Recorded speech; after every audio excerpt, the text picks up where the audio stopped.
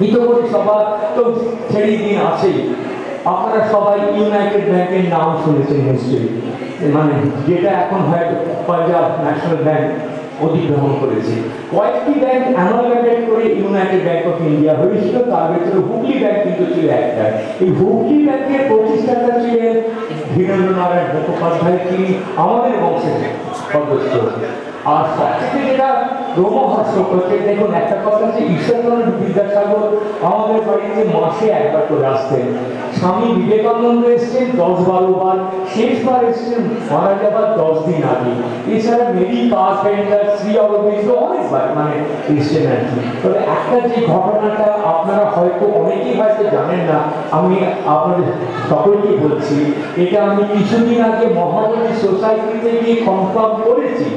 আমাদের বাড়িতে ভগবান বুদ্ধের ফসিলাইজড অস্থি কিন্তু রাখা ছিল। ফসিলাইজড অস্থি, সেটা কেউ জানতো না, আমরা শুনেছিলাম, আমার বইতেও সেটা লেখা আছে। এবং সেটি মহাবলী সোসাইটিকে দান করা হয় 1921 সালে, এবং দান করেছিলেন আমার ঠাকুরদাদা স্বর্গীয় শিবনারায়ণ মুখোপাধ্যায়, এবং সেটা ইতিহাসের রেকর্ড আমি আপনাকে দেখাতে পারি সেটা এখন। যাই হোক, এই মানে এবং দেখুন ভগবান বিষ্ণুর নবম অবতার ছিলেন ভগবান বুদ্ধ। ভগবান বুদ্ধের হাড় মানে দেহের অঙ্গ রাখা ছিল আমাদের বাড়িতে। একটু ঠান্ডা মাথা পাবো, এবং দিস হ্যাজ বিন মানে যাকে বলে মানে this has been authenticated by the Mahabali society of India, কি মানে কলকাতাতে যেটা আছে। এছাড়াও অনেক গল্প আছে, বললে শেষ হবে না। আপনারা সকলেই ভালো থাকবেন। আমি পার্থবাবুকেও আমি আমন্ত্রণ জানাচ্ছি, আপনারা প্লিজ ভালো থাকবেন, ভালো থাকবেন। নমস্কার। কি অসাধারণ! আসলে 2 ঘন্টা না, এর কোনো পরিসরই নয়।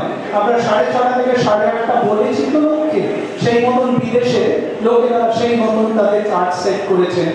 ফরেনে বহু লোক এই মুহূর্তে দেখে বাংলালাইভ.com-এ। তো আমি সত্যি বলতে কিন্তু টাইম পাবো, আর আমার এতগুলো পরিবার, সবাইকে তো সুযোগ দিতে হবে। আমি ওদের কাছে একটু পরে আসবো, ওরা খুব ইয়াং, ওরা ভালো আছে, ওদের অসুবিধে নেই।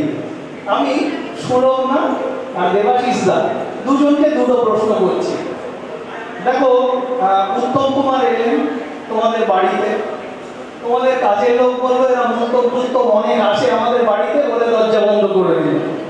আজকের দিনে হলে কি করতে? আসলে আচ্ছা, একবার পরিচয়টা দিন।